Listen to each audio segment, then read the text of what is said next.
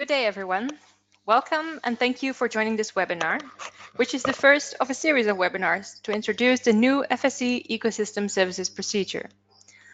I must say I'm pleasantly surprised to see the interest there is among various stakeholders to learn more about this FSC's new ecosystem services tools. As you will have seen, we have 1 hour allocated for this webinar, including questions and answers. So we will finish at 3 p.m. Central European Summer Time.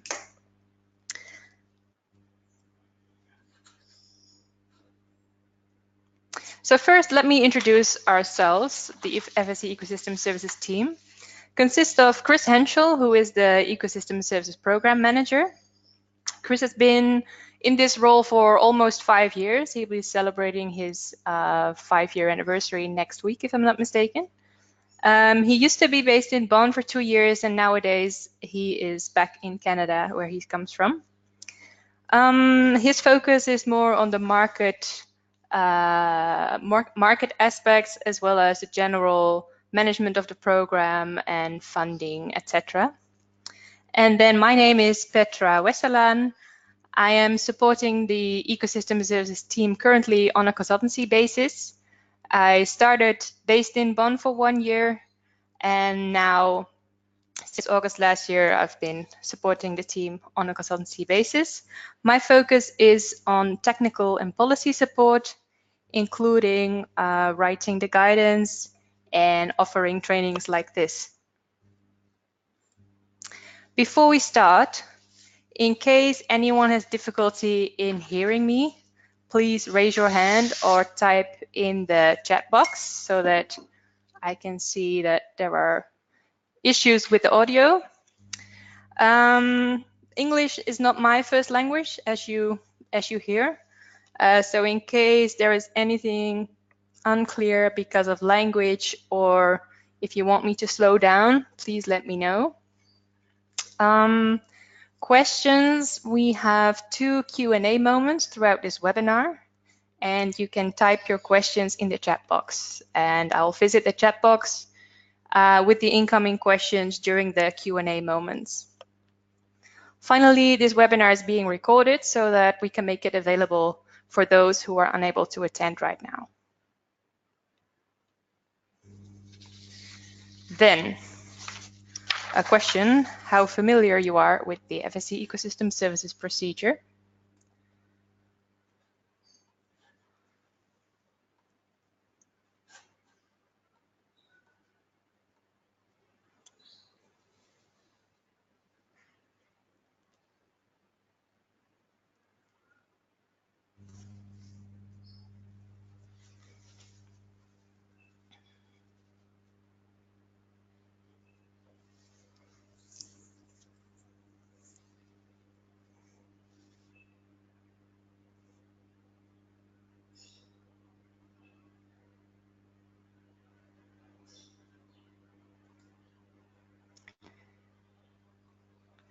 So you see that about 80% is somewhat familiar and 20% is not at all familiar with the Ecosystem Services Procedure.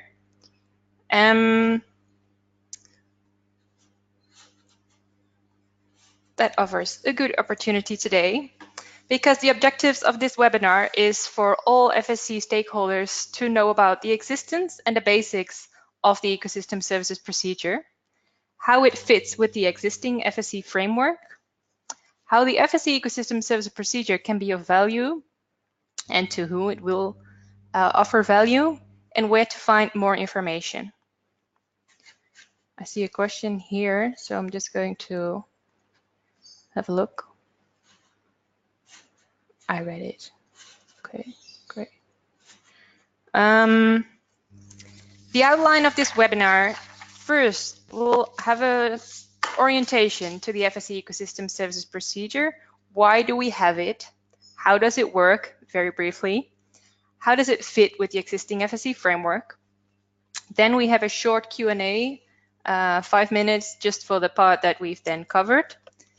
Then we continue with markets and business models. And the most frequently asked question we get is, what is the business model?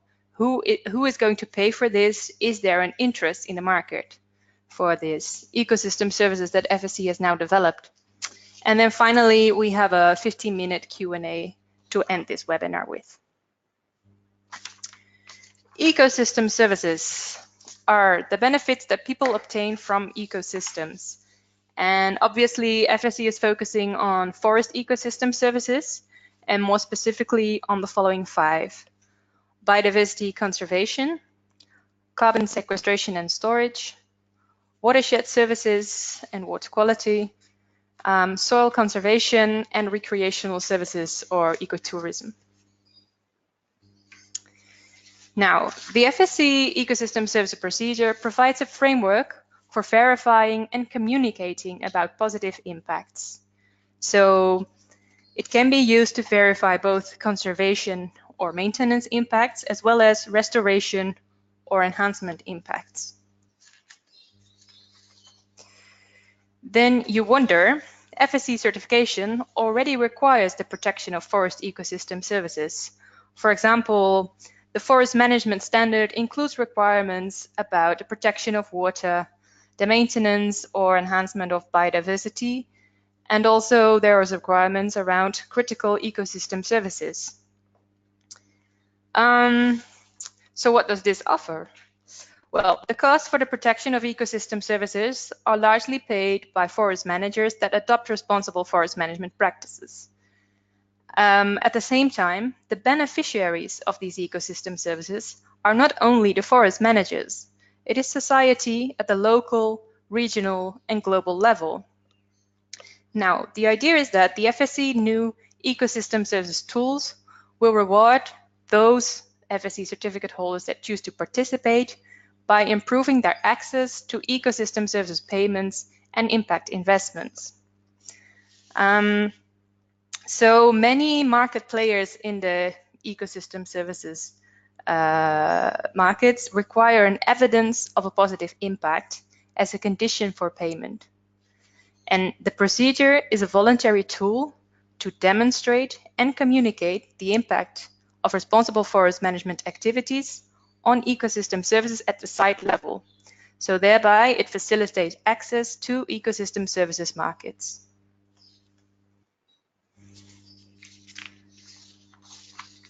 There are 7 steps to demonstrate an impact. I'm not going in too much detail in this webinar. In case you are interested to learn more about how to demonstrate an impact on the forest, I suggest that you join the Forest Managers webinar. The first one will be held next week, October 9, at this time. But in general, it's good to know that there are 7 steps to demonstrate an impact. All information from these 7 steps is recorded in the so-called Ecosystem Services Certification document, which is included in Annex A of the procedure. And it is also good to know that we have developed a guidance that supports forest managers in the use and implementation of the procedure, and it focuses exactly on these 7 steps.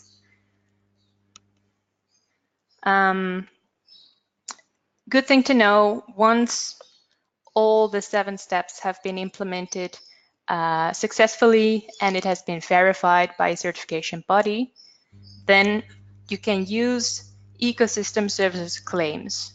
So ecosystem services claim is basically a verified positive impact on one or more ecosystem services.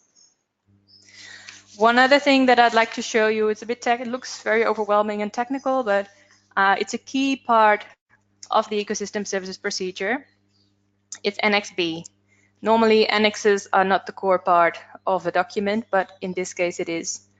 Annex B contains a menu of 20 impacts that can be demonstrated. On the screen, you see one of those impacts under the Ecosystem Services Biodiversity Conservation. You see Impact ES 1.6, Conservation of Species Diversity. Now, for each impact, it prescribes the outcome indicators that are required to be measured.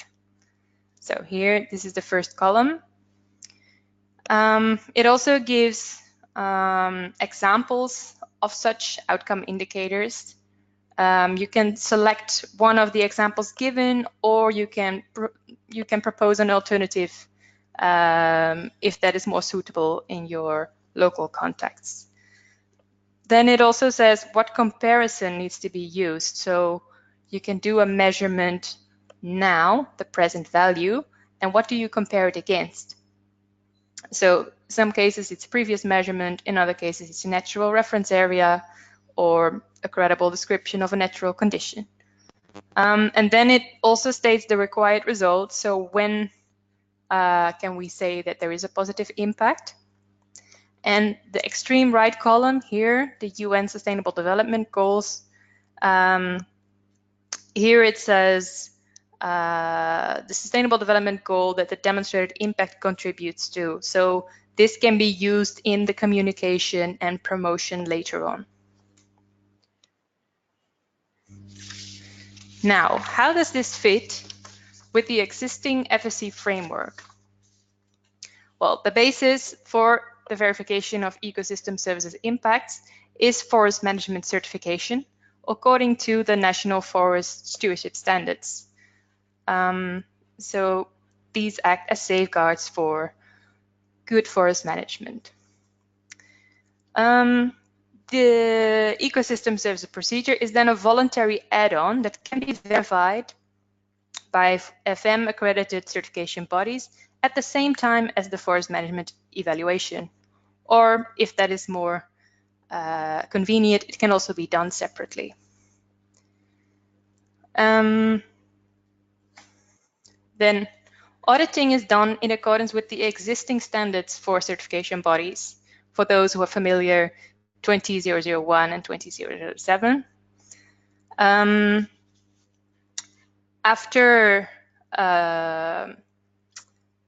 a successful demonstration of an impact, the information recorded in the Ecosystem Service Certification document will be published on the info.fsc.org database for transparency reasons, and the resulting ecosystem services claim can be used for promotion and communication in association with FSC trademarks. And trademark use is in accordance with the existing standards 50001, 50002. Trademark use is approved by also how it works in the current system by certification bodies for those who are already certificate holder and by trademark service providers for non-certificate holders. And then something important to say is that any non-conformities identified in relation to the ecosystem services procedure has no impact on the issuance of the FSC Forest Management Certificate. However, the other way around, forest management certification is a condition and is the basis for having ecosystem services impacts verified and making ecosystem services claims. We have now arrived to the first Q&A moment, in which I invite questions about the verification of impacts, anything that I've been explaining until now.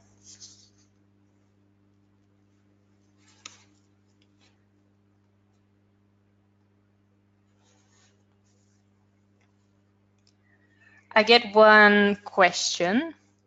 The fifth step of verifying the impact of the ecosystem services is to use the FSC ecosystem services guidance to measure the ecosystem service indicators. However, I have not seen this guidance document. Although the procedure has been effective since August, we cannot apply the procedure without the guidance. When can we expect to see this guidance to be published? Good question, thank you.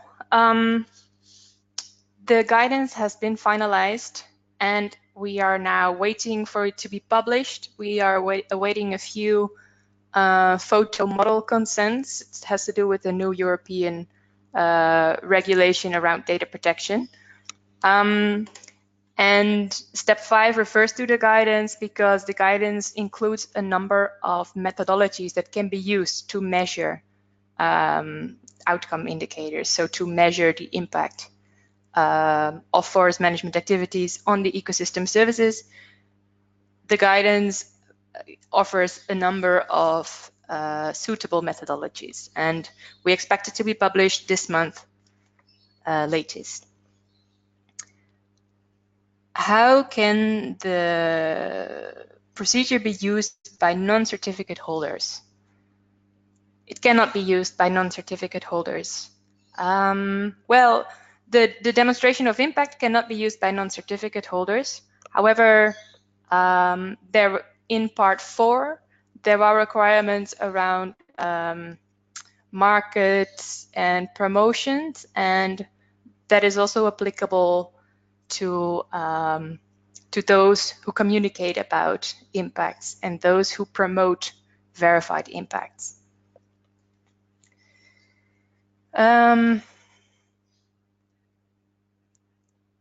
It was mentioned on the last slide that non-certificate holders can use, yes, exactly. So I hope I now answered your question, Tatjana. Non-certificate holders can use FSC trademarks with verified impacts.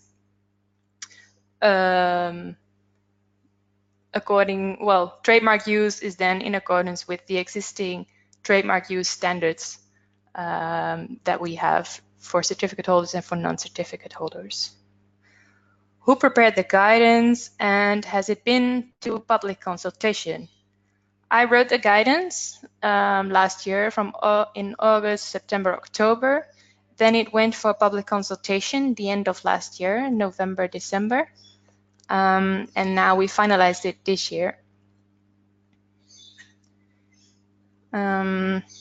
Is on-site auditing always necessary once every 5 years? How much can be done by desk audit? So the evaluation of ecosystem services impacts need to be done at least every 5 years, or if there are any significant changes to the scope of the ecosystem services impacts to be verified, the methodologies used, any results that any intermediary results that points towards significant changes, that would mean that that would be a reason to have a re-evaluation sooner. And regarding whether it needs always to be a field-based audit or whether it can also be a desk audit, I would say that certification bodies can decide that on a case-by-case basis, as they also do that currently with forest management certification. In certain cases, it would be difficult not to have a field verification, but in other cases, I believe that there can be desk audits, or that at least part of it can be done through desk audit.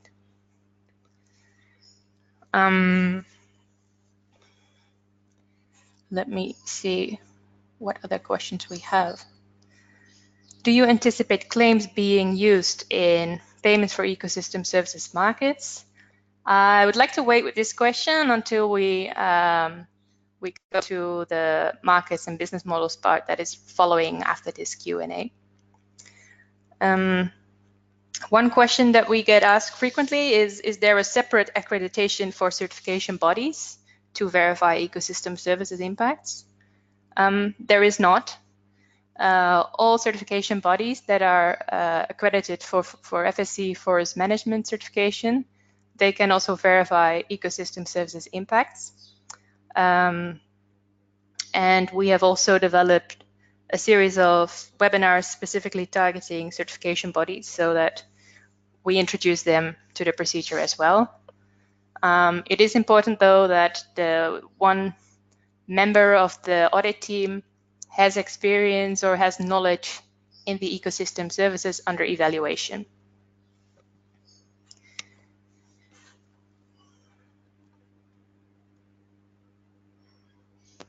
Okay, I think I've gone through all of the questions now, so I'd like to continue with the ecosystem services markets and business models.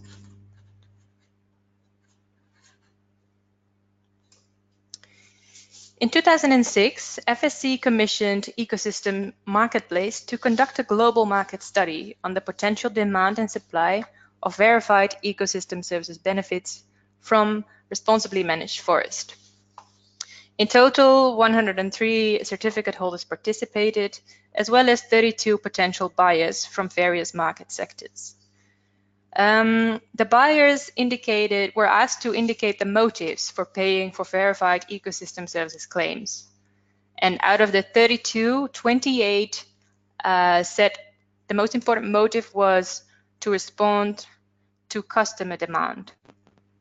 Other top-ranked motives to pay for these ecosystem services claims are seeking verified outcomes for key performance indicators or for sustainability reporting that they are doing. For example, there is the Global Reporting Initiative. There are other reporting programs out there, CDP. I forgot what the abbreviation stands for at the moment. Another important motive is that it's part of the organization's mission to support ecosystem services. Environmental risks that affect the business model would also be a motive to pay for ecosystem services. Seeking to incentivize practice change or support sustainable development in the supply chain. And finally, demonstrating progress towards the Sustainable Development Goals. And overall, the main interest was in verified claims around carbon, biodiversity, and water, followed by social impacts. Social impacts were also studied in this report, in this study, but this is not part of the ecosystem services procedure. Then, ecosystem service claims support various business models. And I'm going to explain in what ways ecosystem services claims can be used to communicate about verified impacts and to promote these. So here you see a wheel of possibilities. In the top, we see promoting FSC certified forests with verified ecosystem services impacts. So that is basically promotion by forest managers who demonstrated a positive impact on ecosystem services in their forest. And then when a forest manager communicates about these positive impacts, this may be interesting to impact investors. This may also open the door for compensation from, for example, carbon funds like REDD+. It can also result in payments by local beneficiaries, for example, downstream water users. It can also have benefits that are not monetary, for example, improved stakeholder relationships. Then, if we go to the left, we see the promoting financial sponsorship of verified ecosystem services impacts.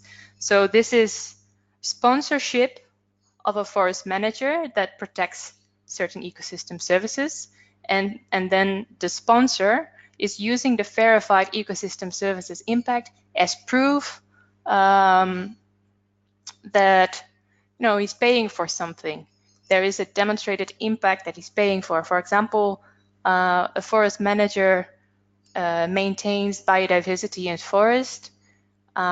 This is independently verified, so there is an evidence that the money that is used to support the maintenance of biodiversity is actually leading to a result that indeed biodiversity is being maintained. And the sponsor can be a company, can be whoever, can be an individual, whoever is interested to support the protection of ecosystem services of that particular forest. Then if we move down, we see promoting FSC certified products that carry an ecosystem services claims. So that would be a wood product that would come from a forest where an ecosystem services impact has been demonstrated. So, for example, it can be a bench that is made of wood sourced from a forest where soil conservation impact has been demonstrated. And the idea is that those who promote the bench in the store or to their customers, to their clients, they can promote this FSC certified 100% FSC certified product and pay the forest manager a premium price for products that carry ecosystem services claims. That's the idea. Finally, there is promotion of FSC ecosystem services impacts associated with external environmental assets. So, for example, carbon credits that are issued from an FSC certified forest, where in that same forest there has been a demonstration on watershed services. So then the carbon credit can be labeled with the positive impact on watershed services. And the idea is again that this carbon credit with this extra attached benefit to it will fetch a higher price in the carbon credit market. Now, you've heard me talk a lot about communicating about positive impacts, promotion of ecosystem services claims. Here I list a couple of examples of promotional uses. So very straightforward on the website, in a brochure, leaflet, or marketing prospectus, including information in a sustainability report, and then a bit more creative video. For those wood products that have associated ecosystem services claims, that can be in-store off-product promotion, only for 100% FSC. And that can also be on-product but off-label promotion, again, for 100% FSC products. And then finally, for carbon credits, there is a possibility to do in-asset registry promotion by labeling this carbon credit with the positive ecosystem services impact. Now, very briefly, some examples of wording. They're also included in the procedure, but just to give a bit of an idea. Positive impact on watershed services has been verified on this FSC certified forest. The verified impact makes a contribution to the UN Sustainable Development Goal 15, life on land. This bench is made of wood from FSC certified forest with verified biodiversity impacts through maintenance of native species. Well, as you can see, these examples are a bit basic and perhaps not, I'm not a communication specialist, but I can imagine that perhaps it's not super sexy at this point, but there are possibilities to embellish these basic statements, these basic claims, and use information as long as it is correct and based on the site. You can use the information included in the ecosystem services certification document. Any information that is interesting for selling a story of this site, of this impact, can be used to sell this claim and to communicate about it. And if the FSC trademarks are used in association with this story, then the FSC trademark use standards apply. Now, I have a couple of examples. Draft versions of the FSC ecosystem services procedures have been field tested in several countries. In total, I believe it is 15 countries over, in multiple regions of the world. And so, for example, here in Vietnam, the One Song state-owned forestry concession, they have a verified impact on forest carbon stocks. Forest carbon stocks are maintained, and they do a number of activities. They protect conservation areas. If they harvest, they adopt reduced impact logging practices. There's community engagement in protecting conservation areas. They do patrolling for illegal logging, and they execute a number of activities around education, training, and monitoring. And it's good to know that this site is located in a biodiversity hotspot in the Annamite mountain range in Vietnam's Ha Tinh province. It is FSC certified, but due to a national moratorium on logging in natural forest, timber extraction has stopped. So at the moment, they have no income from timber sales. Therefore, the company needs financial sponsorship to continue its activities to protect valuable ecosystem services. And they are currently looking for a financial sponsor who is interested to support the preservation of the ecosystem services in this forest. Another example that we have is from Peru, where a community-managed forest, Comunidad Nativa Belgica, an indigenous community who is managing a forest in the heart of the Peruvian Amazon. They do the following activities. They protect conservation areas. They adopt reduced impact logging practices. They have several education and training activities. And in addition to these activities and for the importance for biodiversity, this forest is also very important to satisfy the basic needs of the community, including the extraction of material for the construction of houses, collection of firewood and medicinal plants. Now, using this procedure, biodiversity impacts have been verified. Forest cover and native species diversity is being maintained.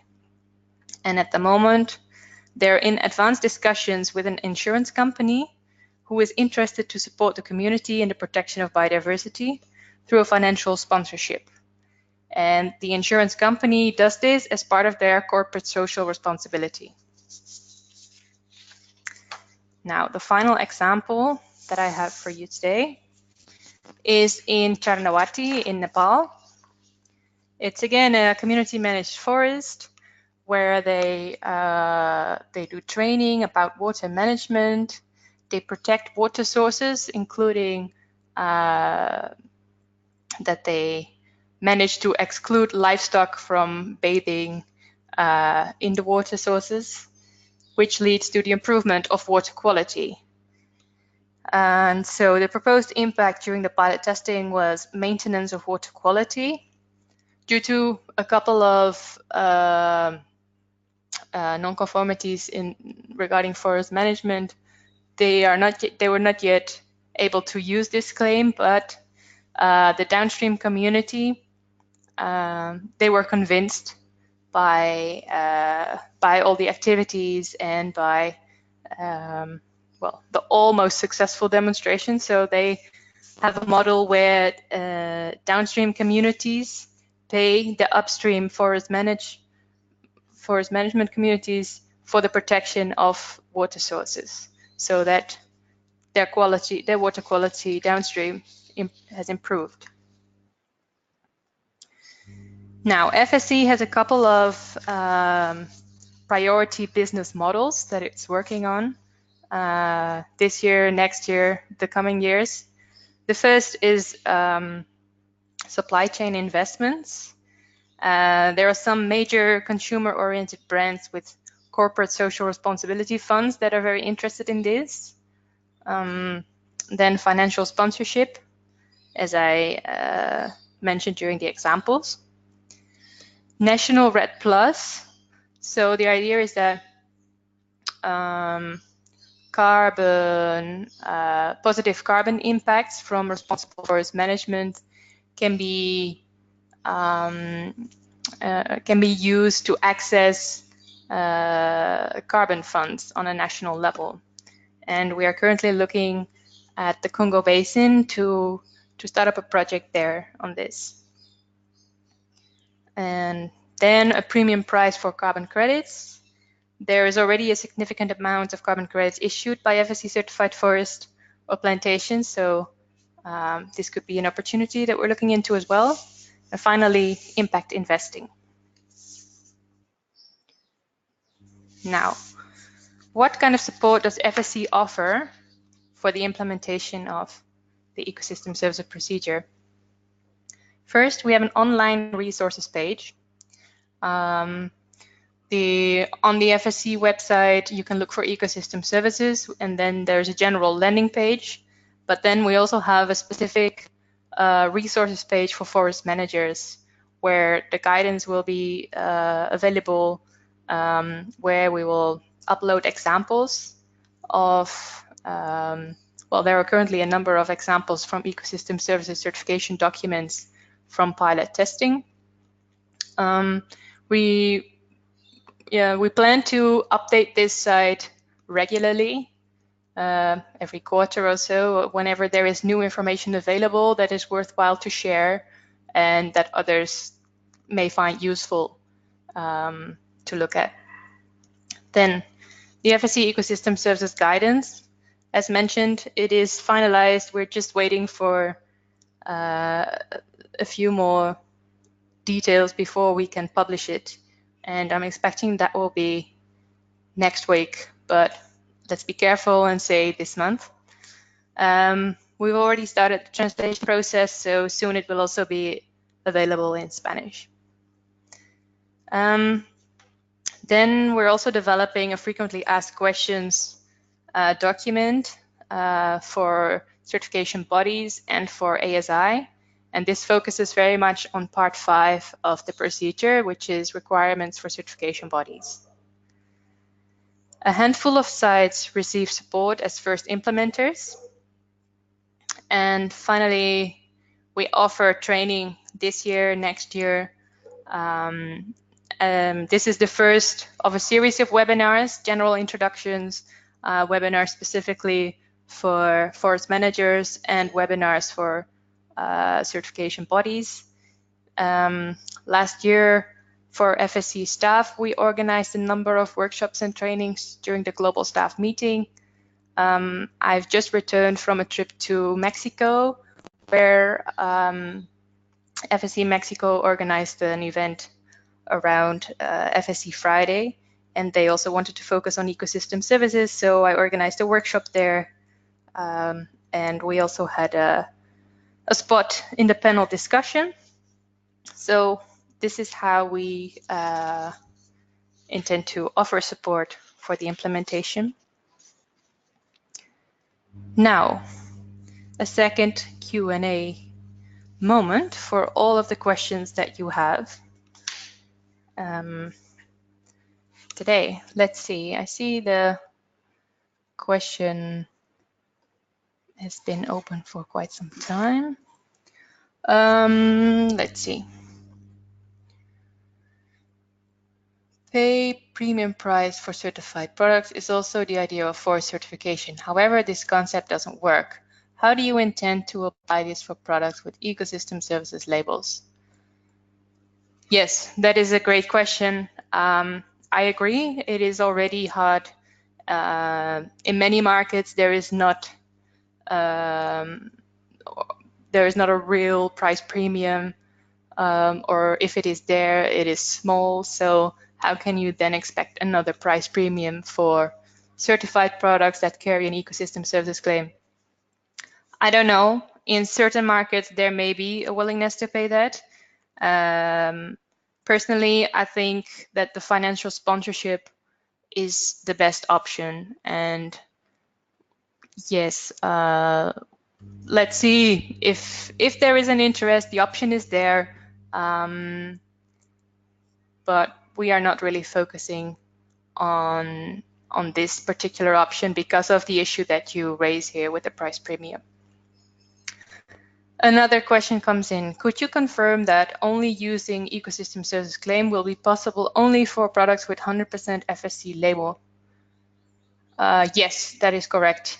Only 100% FSC certified products can be associated with an ecosystem services claim. So at the moment, I know that this will disqualify a lot of products because of the 70% rule, but that is the way it is at the moment. Another question coming in is, are CBs ready to verify ecosystem services impacts? Well, there have been a number of certification bodies have been involved in the development of the ecosystem services procedure. Two representatives of certification bodies were part of the technical working group that was developing the procedure. And then, as mentioned, we've been pilot testing the procedure in 15 different countries, so with different certification bodies as well. So these certification bodies already have some experience from the development process. And I know that there has been the first implementation of the procedure in Brazil last month. We're still awaiting the results. So to some extent, CBs are ready to verify ecosystem service impacts. Other CBs that have not been involved in the development of the procedure may want to get some more information. I'm getting quite a lot of emails and questions from different certification bodies and auditors about how this works and how they can develop this new service as part of their offerings. Another questions. How many participants are there in this webinar? Let me have a look. There are 36 attendees at the moment. I believe there were like 56 who registered, but 36 at the moment. Ecosystem services are also captured under the High Conservation Value Approach, HCV4, which are also audited for the forest management certification. Is there any link between this new procedure and the High Conservation Value identification? Yeah, sure. If you identify that there is a High Conservation Value 4, then it is very likely that you can make a claim about ecosystem services impact. But it only makes sense to do that if you can get a benefit out of it. So as a forest manager, you also need to, well, I would encourage you to also think about who would be interested in paying for this ecosystem services claim. So I can demonstrate the impact, but who is interested in that? How am I going to benefit from that? And the ecosystem services guidance includes a chapter on approaching markets and potential buyers, how to identify them, how to communicate with them. And so it provides some guidance on how to think about this important step, because you can do the technical work, but you're only doing that because you see benefits coming from this. So it's very important to start that also in an early stage. Is there any kind of criteria for a non-certified company willing to use the ecosystem services claims? For example, should this company sign or fulfill the policy for association? Let's see. Is there any kind of criteria for a non-certified company willing to use the ecosystem? Okay. So I'm not sure whether you're referring to a forest management company or whether you're referring to any company, maybe a major pharmaceutical company. But in any case, a non-certified company cannot use the ecosystem service procedure to demonstrate an impact. That can only be done by forest management companies that are FSC certified. If the non-certified company is willing to sponsor a positive ecosystem services impact of an FSC certified forest company or organization, then yes, we have included that a sponsor or any non-certificate holder will also sign a policy for association so that we do not have greenwashing. We avoid greenwashing of those companies that may be involved in practices that FSC does not support. I hope this answers your question, Esteban. Is there any plan for further marketing around the ecosystem services claims for those sites that were involved in pilot testing? We do not have an entire marketing plan for pilot sites, but on a case-by-case basis, there is ongoing support for certain promising impacts, so to say. And that support can come from FSC international level, regional, national. In certain cases, there's also the involvement of an expert on ecosystem services markets. So there is some support for promising cases, and also they are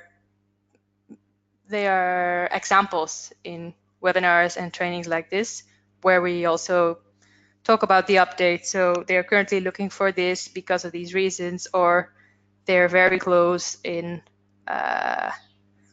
obtaining benefits through this and this manner. Then let's see, another question. Could a database be developed to allow potential buyers of ecosystem services claims to browse through available opportunities? That is a good idea. We have not envisioned that for the moment, because we're also thinking that not all forest managers will all of a sudden implement the procedure and demonstrate an impact, but they would only do that in case they foresee benefits or they already have they have started conversations with buyers, or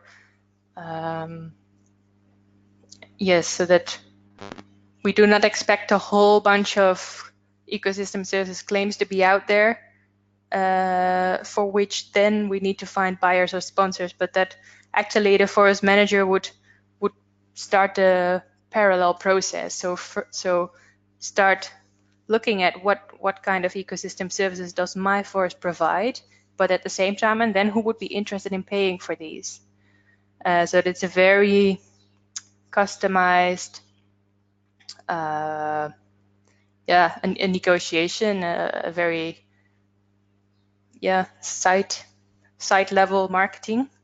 But we can definitely look into whether that would be of value for the future, such a database to allow potential buyers to browse through the available opportunities. I'll keep it in mind. Thank you. Then the last two questions. First, the restriction is for ecosystem services declaration on FSC 100% products, right? Other forest managers like plantations can go through ecosystem services verification to look for sponsors or carbon markets. So if you want to attach an ecosystem services claim to a wood product, yes. The restriction is that the wood product needs to be made from 100% FSC product, but that is only if you associate the claim to a product, so to a wood product. But there are other options to attract benefits. Like you say, if you issue carbon credits from the forest or from the plantation, then the carbon credit can have an ecosystem services impact associated with it. Or if you have a financial sponsor who is interested in supporting the protection of valuable ecosystem services, then that is perfectly possible. You don't need a wood product for that.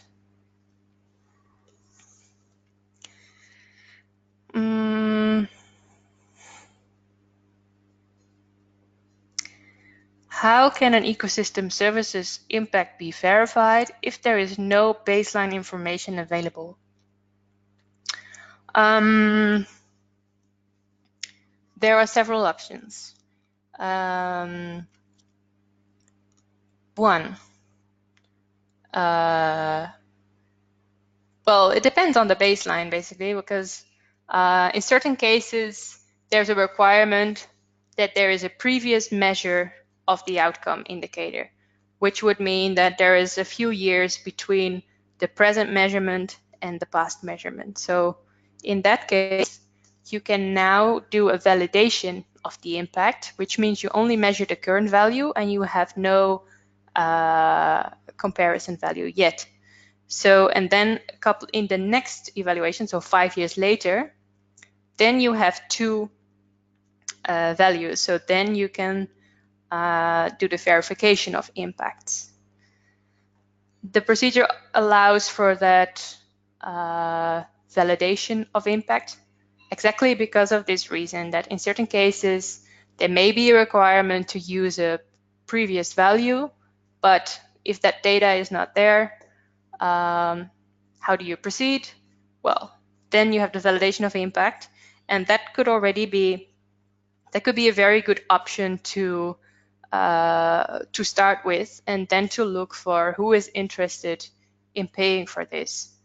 So you could, for financial sponsorship, for example, based on this validation of impact, you already have a story that you can sell, and then once you also have a past value to compare it to, then you can validate the impact, verify the impact, and only after verification of the impact, you can make claims around it. So the validation is an intermediary step, but it does not allow communication and associated with FSC trademarks. So that is only based on the verification, if there is a comparison used. And then in certain cases, the baseline is not a measurement from the past, but it can be a natural reference value or a regional baseline. There are different types of comparisons included in Annex B of the procedure, and it depends on the type of impact chosen, what the requirements are around the comparison and around the baseline.